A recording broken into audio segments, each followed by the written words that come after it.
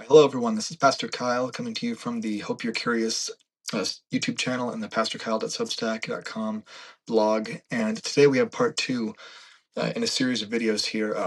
Last week I made a 20-minute video just encapsulating the core of my argument that the Bible abolishes slavery. Nick Brasing and Dr. Josh Bowen produced a response video to that, and now this is my response to their response. If you're familiar with the kind of Q&A stuff that I love to do on the blog, this is similar, but in the video format, where they'll make their point, I'll respond to their point, and, we'll just go back through that. So it moves at a pretty good clip, and I hope you'll find it encouraging, edifying, educational. We'll begin with a place of agreement. Dr. Josh kind of tees up the whole translation issue pretty well, what's at stake, how to frame it, how to view it. And then from that foundation, we'll just launch into the verses. And so you get to see, like, these verses that I claim support my points. Do they say what I claim they say? What would the response to that be? How would I come back against that? So it should be a good conversation. Yeah, let's get into it. So, like, there was a video that I can't remember who, but it might have been Tyndale, actually. It might have been Tyndale that put it out, where they were just sitting in like a round table talking about this issue. How do we translate Eved? And these are the things that are going through their heads. Like, okay, if we say slave, is the reader just going to import all of the things that they associate with the atrocities that they saw in readings or movies or documentaries or whatever about the antebellum South? Is that just what they're going to see? In the same way, to take it out of something contentious, if you're reading through the stories about like Elijah and or just the prophets in general, that or any narrative that talks about a cake, right? Like, make a cake for me or make two cakes for me. To the 21st century listener, cake, you're probably picturing something that like has a couple layers, it's got icing on top, some candles, whatever, like a birthday cake, right? That's obviously not what they meant. So, they might use something different now, like a roll. I don't know. That's not really a great, but it's close. Yeah, I appreciate this framing because this is the problem that we're facing. That we use a word in the text that makes the reader think about something different than what the text is actually describing. That's the problem. To use your example here, the text is talking about something that's part of a meal, something substantive. It's not really sweet, it sustains you. And yet, if we were to use the word cake to describe it, the modern reader thinks about something sweet with layers and frosting and sprinkles, something after the meal, a dessert, not a substantive part of the meal. And that's the problem. If we used a word that makes the modern audience think of something different than what's going on in the text, that's a problem. We need to use a different word there. That's my case. But there are certain places in the text that are slavery, like what Egypt did to Israel, how they enslaved the Israelites within Egypt. Yeah, use the word slave there because that's accurately reflecting what's going on in the text. But when you get to Exodus 21 and Leviticus and the law and what God is describing for Israel, if you use slave there, you're making the reader think about cake when they should be thinking about a roll, something substantive, something part of the meal. And we need to use a different word so that the words we use accurately reflect what the text is describing. And my argument is that if you do that in the law, in Exodus, Leviticus, Deuteronomy, if you use the words that accurately reflect what's going on in the text, slavery as we think about it disappears. That's why I can say the text abolishes slavery, because what we think of as slavery, what comes to mind when we hear the word slavery, is specifically what God is abolishing with all of these laws. And so if we use words to accurately reflect that, then yes, we can see how slavery existed in Egypt.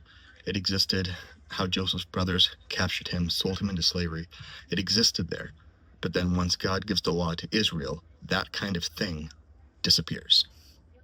And we need to use words that reflect that, so when the modern reader reads the passage, they see that. We don't use the wrong words that conjure something different that's not in the text. So yeah, I appreciate this framing. Let's keep going. So those are legitimate concerns to have. But where Kyle needs to go here is if he's going to be true to this, now he needs to say, okay, we've established this truism in linguistics, right, that everybody knows. So thanks for pointing it out. That context drives meaning. Great. Yes. Like, thanks for pointing that out. That's awesome. Captain Obvious. Now you have to say, here is why the translation is wrong. Because in this context, given what's said about the individuals that are called Eved, right, or Evadim, it should not be slave. That's where he needs to go from here. And again, yeah, I agree with that. That is where we need to go from here. We need to show from the context why slave is a bad translation in these given passages. And it won't be hard to do. You know, Eved doesn't mean slave. I always tend to ask, so were the Hebrew slaves in Egypt? I guess not then. Were they just servants in Egypt, depending on the argument that's being made? And a lot of times I won't hear back from the person. Right. Sometimes I will. But then it opens the door to going, okay, well, why are they slaves in Egypt, but not here? And that is an interesting conversation for those that are willing to engage in it. It doesn't normally go very far, but it's an interesting, okay, so it doesn't mean slave. Well, that's the word that's used in the Bible to describe the Hebrews in Egypt. So why is it slave there and not here? That is a very difficult conversation to have. Yes. Yeah, that is the question, and it's a very easy question to answer. In Egypt, the Israelites were treated as what we conceive of as slaves. The Egyptians brutalized the Israelites, gave them backbreaking work, denied them necessary tools, worked them until they died, didn't care. They killed Israelite children to control the population. They wouldn't let them leave when they wanted to leave. Everything about it was what comes to our mind when we think about slavery. So it's a very apt description for what's going on then. Now you come to Exodus 21. And before God starts giving the law, he reminds Israel, you were slaves in Egypt. So because of what you've experienced, because of what you've come out of, let me give you laws to reshape how your society is going to be so that it's not like that.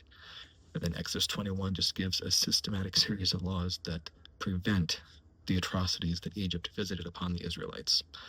So like I said last time, if the master is physically abusive, hits the servant, knocks out a tooth, that servant is instantly freed and released. They don't stay around to suffer the abuse. The master can't say, wait, I'm sorry, come back. No, the servant is just free. They do not stick around to suffer abuse. So already you can't brutalize a servant in Israel like the Egyptians did to the Israelites. If the master kills a servant, that servant is avenged. Under the law, the master is treated as a murderer. So you can't be like the Egyptians, killing the Israelites, killing Israelite babies. No, if you do that, you are punished as a murderer. And just on and on. In Exodus 21:16, which we're going to get into, which just mandates that you cannot force someone into slavery against your will. You cannot steal a free person and make them a slave. You cannot possess someone as a slave who's been forced into it. So all of these laws prevent the atrocities that Israel suffered in Egypt. That's why it's a different translation. That's why it's appropriate to use the word slave to translate Ebed for the Israelites when they were in Egypt. But it's not appropriate to use that word in Exodus 21 because the laws in Exodus 21 specifically outlawed the abuses that Egypt committed on Israel when it treated Israel as slaves. So in Exodus 21, these are servants with rights. You cannot take their life. You cannot beat them up. You have to treat them well. These are servants. They are not slaves. The conditions are entirely distinct.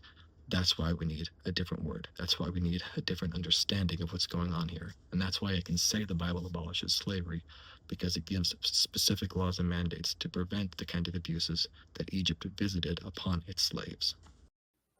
Not just because it violates my opinion or what we want it to say, but because it violates the context of what the Bible itself says. Because Exodus and Deuteronomy make it so clear that slavery cannot exist in the scriptures. Exodus outlaws slavery in one verse. Exodus 21:16 says, whoever steals so we're leaving. Right. We're leaving Leviticus 25. No, he does come back to it. Okay. But it's been a little while since I watched this, so he'll put it back up, but he replaces the word slave with servant in the verse. based on this reasoning that we're about Yeah. to hear, Yeah. which is Exodus 21:16 completely outlaws To slavery.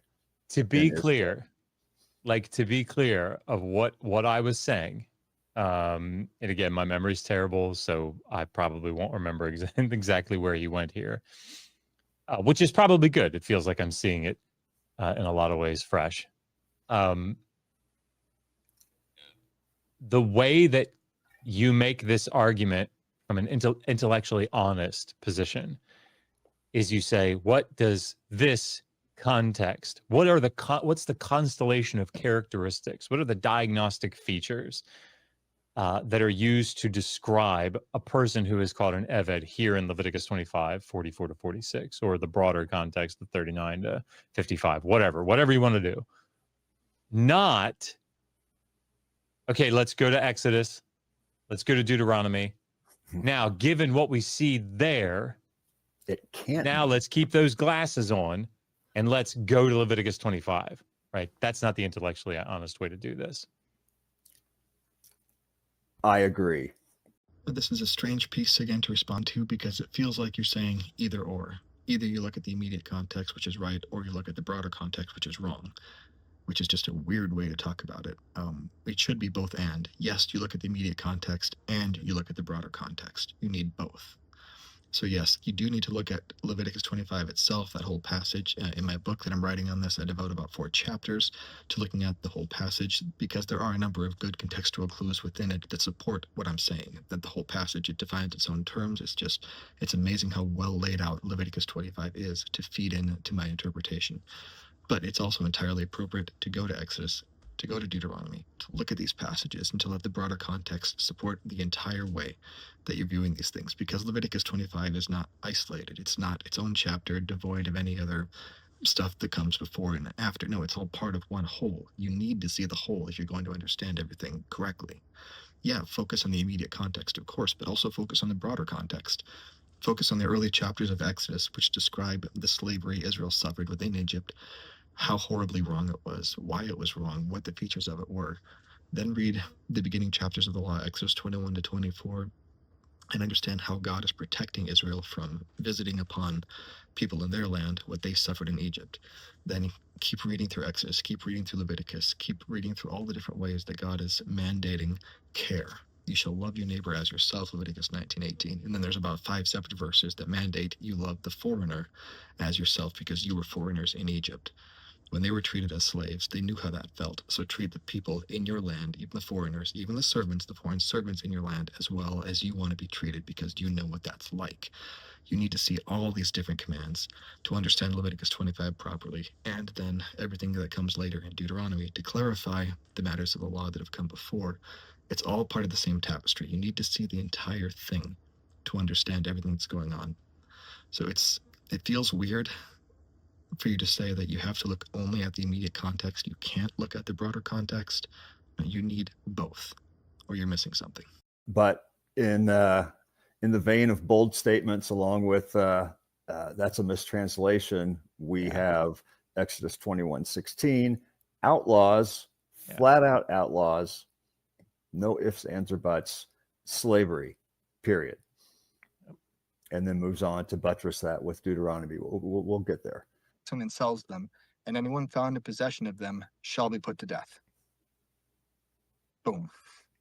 In one sentence, God outlaws slavery. Boom. Outlawed slavery. Does it outlaw slavery, or does it outlaw kidnapping? And I don't know if you want to get into whether this is only a Hebrew or foreigner or not, Josh. I tend to avoid that, but I'll leave that to you. I can acquiesce that yes, it's a broad condemnation of kidnapping overall, but to make the leap from because of that, therefore there can be no slavery. That's the jump he makes, one of many, that is just is too far, in my opinion. What say you? Yeah, I mean, it's silly, right? It's illegal to kidnap people everywhere, like in the ancient Near East. This is like you're not allowed to go steal people. Like the example that I always use, and again, it's not like a perfect example, but a perfect analogy, but I think it's pretty damn close. Is that The car. you're not allowed to steal cars, Yes. but you can own a car. Like, you just have to acquire it. You have to buy it, whatever. You have to obtain it properly, legally. So, like this argument always just baffles me because Me as well. And it's so common. All right, so we have two different issues going on here. The first is this outlawing kidnapping or slavery? And my response to that is that if it was just the first line and the last line, it would be a clear prohibition against kidnapping. Whoever steals a person shall be put to death. The word is ganav, to steal. Kidnapping is kind of a narrative gloss, if you want to put over that. I'm not a fan of that gloss because it limits the word. When we think of kidnapping today, the first thought that comes to our mind is not slavery. It's your kids are playing at the park. They go off with a strange person. That person kidnaps your kid. We don't think of stealing someone and putting them into slavery. Yet that's what it's talking about, because it's not just taking the person. It's taking that person and selling them, and then somebody else possessing them. And with those two middle clauses, especially the third one does most of the heavy lifting here. It's stealing a free person against their will, selling them into slavery against their will, because why else do you sell a person? In this context, the only reason you're selling a person is to sell them as a slave. And then anyone in possession of such a person, possessing such a person who has been kidnapped and forced into slavery against their will and sold as a slave against their will. All three of those are condemned with a death penalty. So again, if it was just the first line, whoever steals a person shall be put to death, sure, that's an anti-kidnapping law, and there are similar laws. I think it's, is it Law 14 of the Code of Hammurabi? If a man should kidnap the young child of another man, he shall be put to death. I think that's what it is. And yeah, so that's very clear, just anti-kidnapping law. Yeah, but this goes beyond that. It's stealing a free person, selling them, and anyone possessing them. And again, that possessing them is doing the heavy work, because it means that throughout the system of Israel, throughout their whole system of service and servitude and all the different layers of society, no one can be in that who was taken against their will and sold as a slave. To have someone like that working for you gives you the death penalty. Not just a fine, not just being interrogated, not just having to return the person. No, you are put to death if anyone working for you was kidnapped against their will and sold into slavery. And so the second issue here, does this outlaw slavery? What do we mean by slavery? Well, like I've been saying all along, I'm thinking of what slavery means in the mind of the audience that we're talking to. And in where I live in America in the West, the antebellum South is what we think of. That's what comes to mind when we think of slavery. So could that exist if Exodus 21:16 was followed? And the answer is no. The entire Atlantic slave trade violates this verse, that the African slaves were stolen out of Africa. They were free in Africa. They were stolen against their will. They were sold against their will into slavery, and they were possessed by slave owners as slaves who had been sold against their will. So if Exodus 21:16 is followed, none of that could have happened. The entire Atlantic slave trade could not have happened if Exodus 21:16 is followed. And so that's why I can say this outlaws slavery. Because the kind of slavery we think of, what comes to mind when we think of slavery, somebody being forced into it against their will, could not exist under this verse. And now there's the confusion of using the word slavery to refer to all levels of service throughout the ancient Near East. We'll get into that more in response to your next point. There's no end of confusion with that. But my point here, and why I say this verse outlaws slavery in one sentence, is that it makes that whole Atlantic slave trade impossible. Because no one is going to enter that willingly. You know, the alternative here, if you can't kidnap someone and sell them into slavery against their will, if you can't possess such a person, the alternative is that they are there willingly. And if they're there willingly, it's going to look very different from something you force a person to do. It's going to look very different than the antebellum South. It's going to look very different than the Atlantic slave trade. If it's something a person enters in willingly, it's not going to look like that, because nobody enters that willingly. And so to answer your analogy that you can't steal a car, but you can acquire a car legally, It's not a great analogy because what matters is the volition of the servant. Are they being forced into this against their will, or are they entering it willingly? You cannot kidnap a person, force them into slavery against their will, or possess such a person. So it's not just stealing a car, it's forcing someone into a slavery situation against their will. You cannot do that. So the person who's working for you is there willingly. That's why throughout Exodus 21, all those different laws and provisions, they are protecting the rights of the worker because that worker is there of their own free choice. They are not being compelled into it against their will. They have not been sold into it against their will. They're there of their own choice. Which is why I say slavery is such a terrible word to use to reflect that, because if you're there willingly, if your rights are being protected, it's not slavery as we think about it. It's not slavery at all if your rights are being protected, if you're entering it willingly. And finally, you acquiesced to the fact that this is a universal command, that Exodus 21:16 is not just about Hebrew people, but it's universal, which, if so, does apply to the people in Leviticus 25 as well. These people being acquired to serve through Leviticus 25 cannot be people who have been kidnapped and sold into slavery against their will. For an Israelite to possess such a person would be against Exodus 21:16, which means that these people being acquired to serve in Leviticus 25 are entering willingly, of their own volition.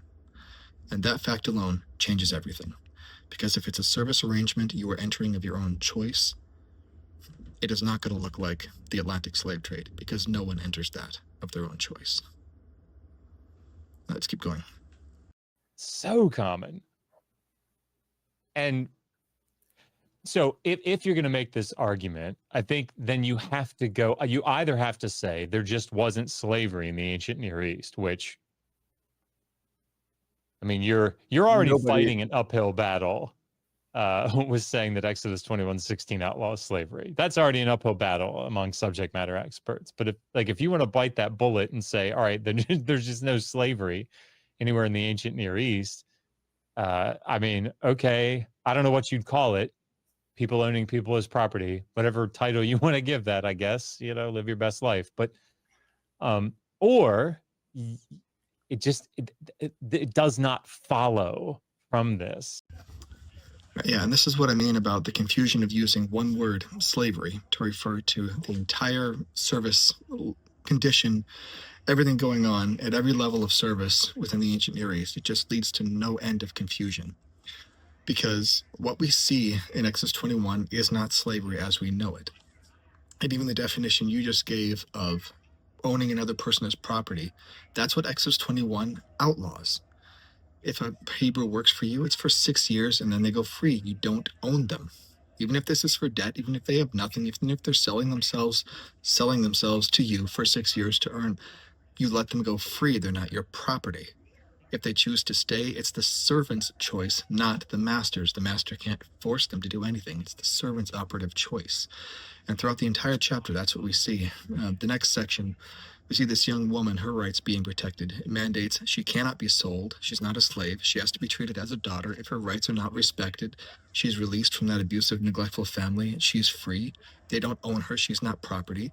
We see the commands again. If a master kills a servant, the master is punished as a murderer. It's not the person is not their property to kill.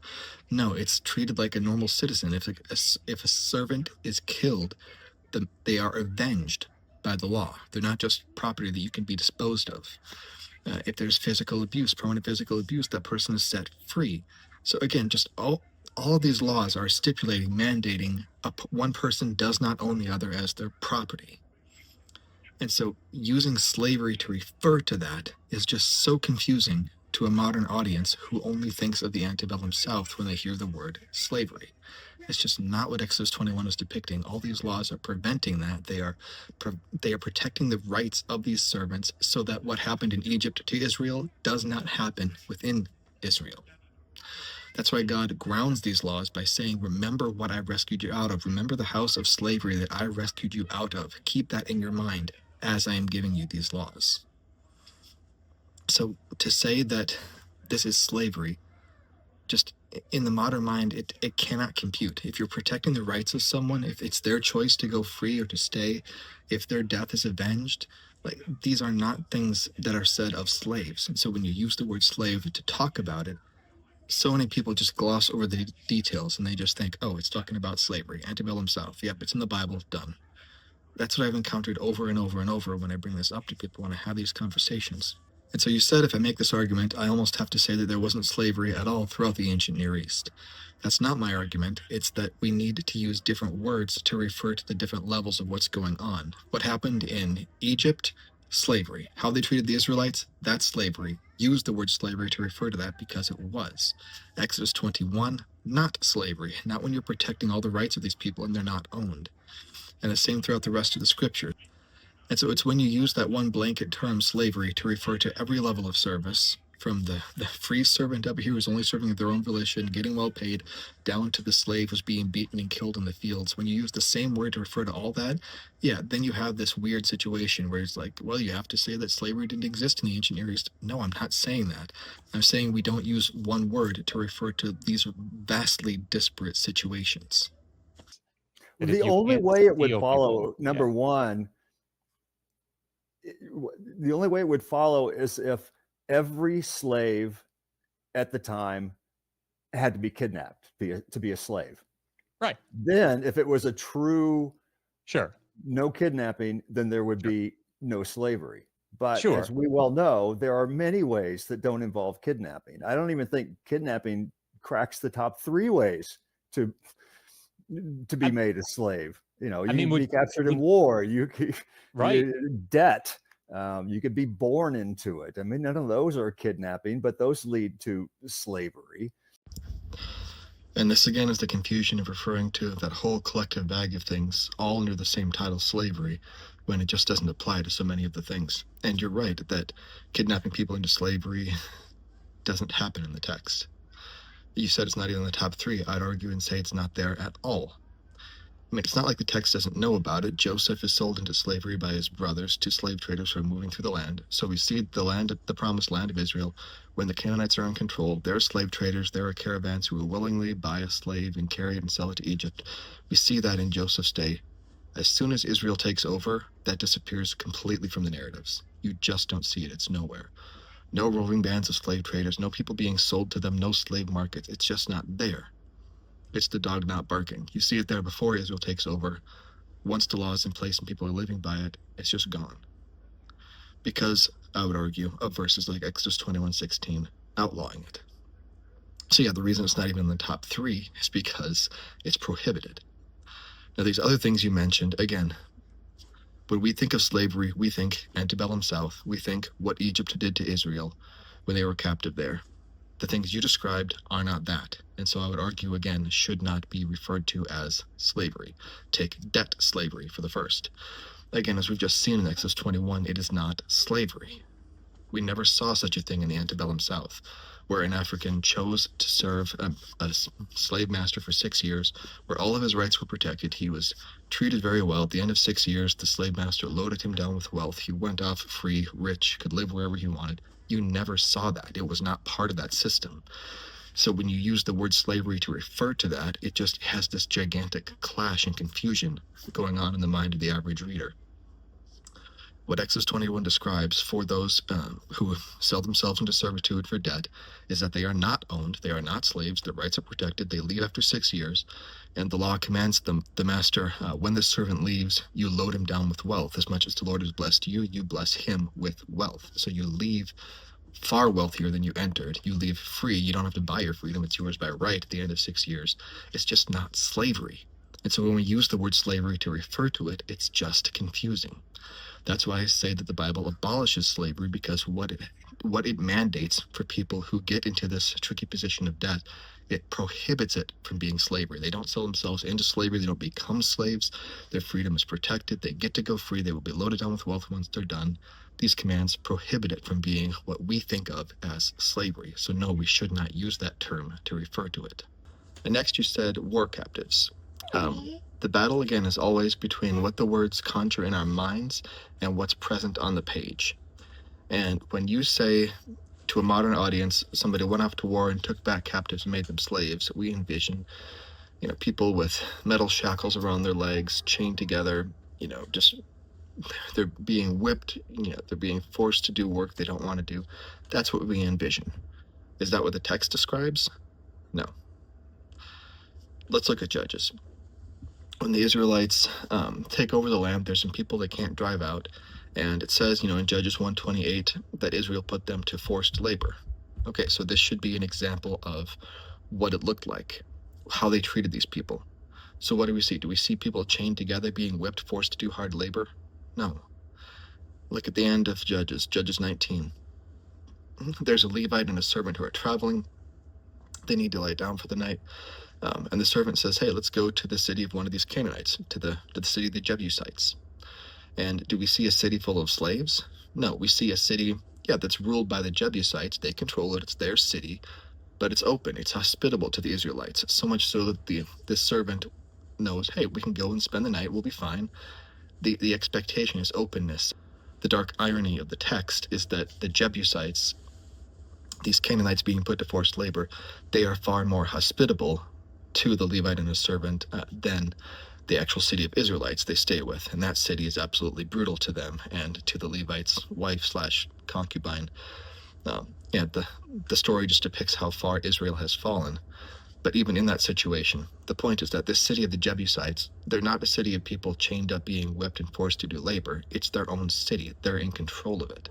It's a city with their own culture, with their own rules and laws, and you just don't see anything like that in the antebellum South. It's just not what we conceive of when you think of slavery. You don't see a city of Africans in the South, a city where they're in control, where they're making their own laws, they celebrate their own culture, and they're free to leave and to come and to go, and just they have their own lives.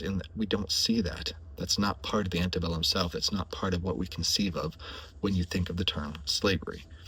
To have your own city, to have your own identity, to have your own culture, to have control of the place where you live.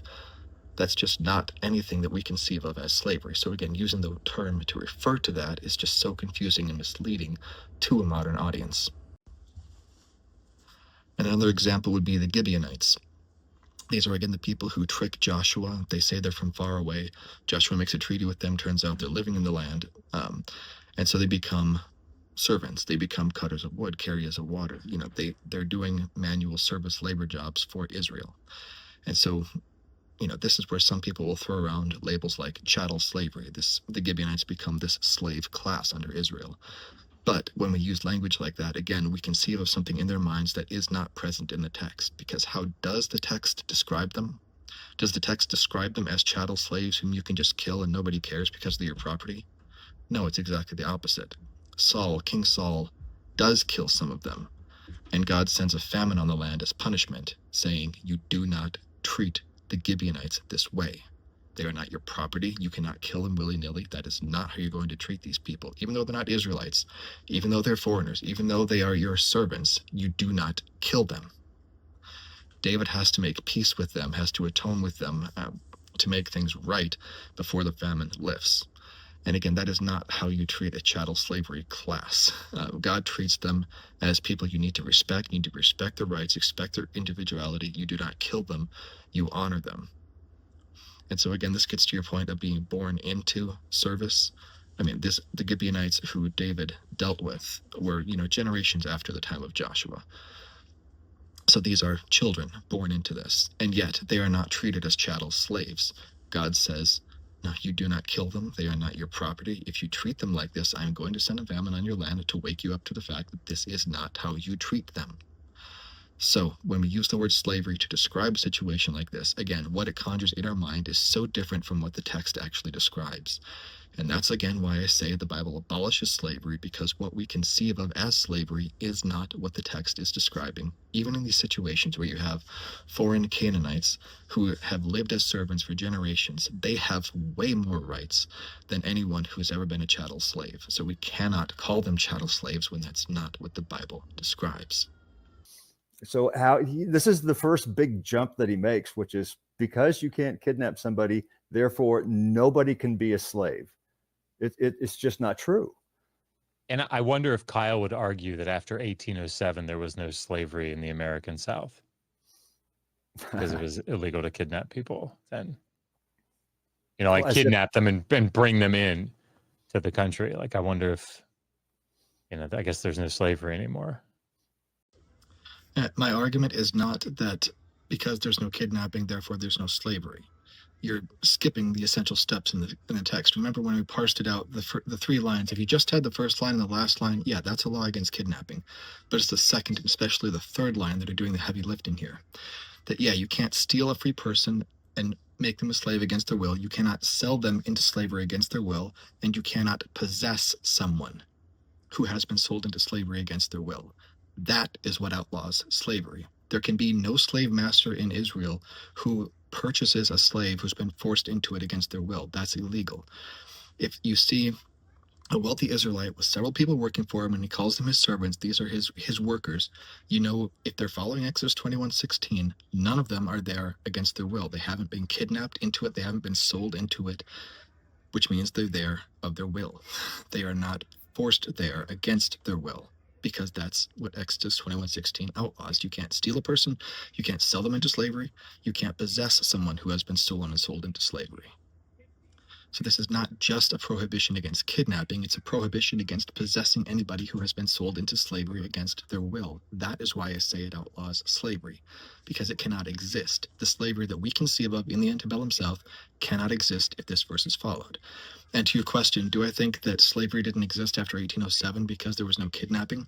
No, the Atlantic slave trade, the antebellum South slavery, would not exist at all if Exodus 21:16 was followed. Because every African who was sold into slavery was stolen out of their land, stolen from Africa where they were free, sold into slavery in America against their will, or in the West Indies or wherever, and then possessed by slave masters when they had been sold into slavery against their will. Those are the 3 things that Exodus 21:16 clearly outlaws. If they were followed, there would not have been slavery in the South. That's why I'm so passionate about this. The verse is so clear. Whoever steals a person, whoever sells them, whoever is found in possession of them shall be put to death. Capital punishment for anybody who does the Atlantic slave trade.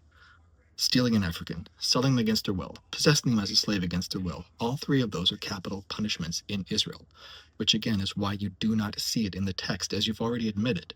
It's not present in the text. You do not see that kind of thing going on in the text because it was outlawed. And now some people try to object to this. They say, well, it doesn't mean like to make someone a slave. It means stealing someone who's already a slave. Except it doesn't mean that. Because Genesis comes before Exodus, and in Genesis, Joseph tells us exactly what's happening here. This verse in Exodus, whoever steals a man and sells him, whoever steals a person and sells them, that word steals, Joseph in the Old Testament, in Genesis, uses that to talk about himself when his brothers sold him as a slave. When he was a free person. I think we can skip past the Joseph story here just a little bit. And I mean, and that's true. Like what he's saying is true. Like that's like, of course it's referring to stealing a free person and reducing them to the status of slave illegally. But I don't know how that helps him. I feel like that works against his position. Of course you can't do that. You can't do that anywhere. Right. Like, and the reader knows that. The reader of the biblical text knows that. That's why the story of Joseph, that's why it works. That's why it's like, that's why people, when they, you know, if he wants to stick with this whole Genesis comes before Exodus, I don't know what he means by that. Like, but anyway, if he just means that like the order of the books of the Bible come before, it's okay, fine, whatever. It's not the place to get into that, but that's why the reader isn't going like sitting there scratching their head in Genesis 37 going, well, now why are the brothers so bad? I don't understand. Like what'd they do? I mean, all they did was, you know, sell him as a free person into slavery. Why is that such a big deal? Right? Like the reason the Joseph story matters so much here is that it gives us a clear picture of what is outlawed and why it is wrong. Like you say rightly that people knew Joseph's brothers kidnapping and selling him to slavery is bad, of course. Everyone knew that. Kidnapping your kid brother and selling him to slavery, everyone knows that's bad. But the next part of the story, the slave traders buying Joseph when they could tell clearly he didn't want to be a slave, that's outlawed. The slave traders taking him to Egypt and selling him to Potiphar, and Potiphar buying him when he has been sold into slavery against his will, that is outlawed. The slave traders taking him to Egypt and Potiphar buying him are normative in the ancient Near East. That's why it happens in this land when it's controlled by the Canaanites. That's why it happens in Egypt. It's normative to buy someone as a slave, to trade them as a slave, until Exodus 21:16 outlaws it, and suddenly it disappears from the land of Israel. So again, it's not just the prohibition against kidnapping a person into slavery. It's those normative parts that were normative everywhere else. Trading someone as a slave, selling someone as a slave, buying someone as a slave who's been sold into it against their will. That is what is outlawed in Israel. Not just what happened to Joseph, but what the slave traders did to Joseph and Potiphar's purchase and possession of Joseph. Those are outlawed as well. That is why this verse outlaws slavery. It's not just Joseph, it's the whole system. Buying him, selling him, possessing him, all of that outlawed. Which again is why, as you've already admitted, it does not appear in the land of Israel after this law has been put into place. I mean, Joseph, if the story were different, he could have gone voluntarily into it, and he still would have been an Eved. Right. And why wouldn't he? Like, isn't slavery some great thing that, like, no, anyway, sorry. He hasn't made that argument. I shouldn't put that on him. He hasn't made that argument.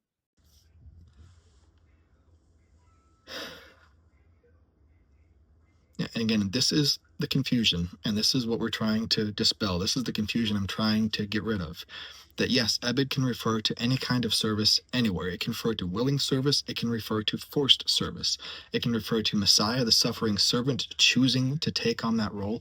It can refer to Abraham, the wealthy man, serving his guests, calling them himself their Ebed. And it can refer to slave. So my case is not black and white, where you always translate it slave or you never translate it slave. That's not what I'm saying. The context makes it very clear when it is slave and when it shouldn't be. And unfortunately, we keep translating it slave in a lot of places where it shouldn't be. What Egypt did to the Israelites, translate that slavery. That was how Joseph was kidnapped and sold into slavery. Call it slavery. That's what it was. In Exodus 21, where all these rights are being delineated, where all these protections are being given, when it's clear that the person is serving of their own volition, don't call it slavery. It's not. I'm arguing for clarity here. This word Ebed can mean so many different things. It can describe so many different things. Use the word that accurately reflects the text, that conjures in our minds what the text is describing. Don't use the word slavery in places where it's not talking about it, because it just makes us think of something that's not happening in the passage. Okay, we're going to pause it here. This is going to be the end of part 2 because we've kind of finished up the Exodus 21:16 discussion. The next part will dig deeper into Leviticus 25 and Deuteronomy 23. But I hope this has been clarifying. I hope this has been helpful. Again, feel free to drop comments. I love responding to these things. I hope you guys are enjoying this. I'll see you in part 3.